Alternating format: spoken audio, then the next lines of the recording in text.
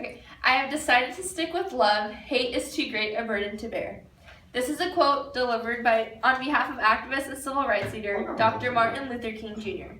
These few words, although concise and clear, manage to encapsulate a far deeper meaning than what lies at the surface. I am sure it's no secret to any of us in this room that our nation has faced a political uproar within these past few months. From the moment we found out who the two presidential nominees were, to the day it was broadcasted who the president-elect would be, and up until the very moment our new president was sworn into office and delivered his inaugural address, our country has been in major distress. It is almost as if our society has split and become a divided nation rather than the once united one. Because the media and the press are so quick to provide the latest, most trending updates regarding differences between political parties, the New First Family, and recent scandals, it has become far too easy to find oneself consumed within it all. As an emerging adult in this intense society, I must admit, I have felt anxious while simultaneously scared, as it is I can only begin to depict where our nation may end up. Out of the thousands upon thousands of quotes I could have picked to address and analyze, I picked this quote with the intentions of hopefully offering to you all a lasting piece of hope. Rather I keep going on about the political tribulations we have recently encountered, it is my sincere desire that this quote not only manages to settle our perceptions regarding politics, but open our hearts to becoming a more pure, friendly, and optimistic member of our society.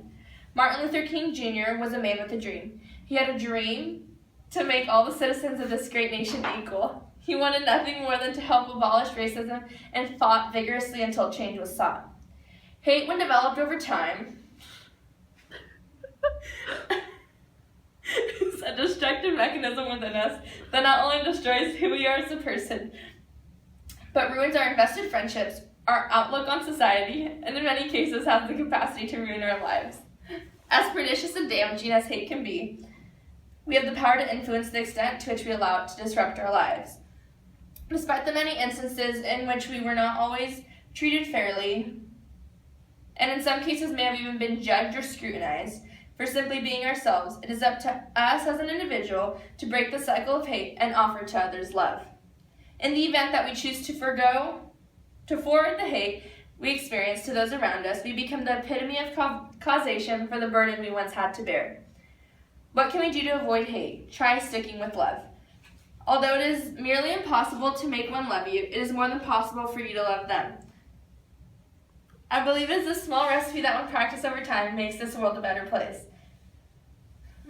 Often we get so caught up in the moments that seem to put us down that we forget to keep loving those around us. Whether it's simply acknowledging those we love most, or simply telling those we care about how much we truly love them, we all have the power to choose love. In a society that is composed of various ethnics, cultures, backgrounds, and religions, it is vital that rather we protest, fight, or create conflict and division between our differences, that we come together, accept, support, and ultimately love those around us. Just as Martin Luther King Jr. chose love over hate in efforts to equalize humanity, as American people, we need to realize that this country, although already great, can be made better if we agree to respect and understand where it is each other is coming from. Only then will we know what it's like to reestablish hope, gain knowledge, and truly learn what it's like to forgo hate and choose love.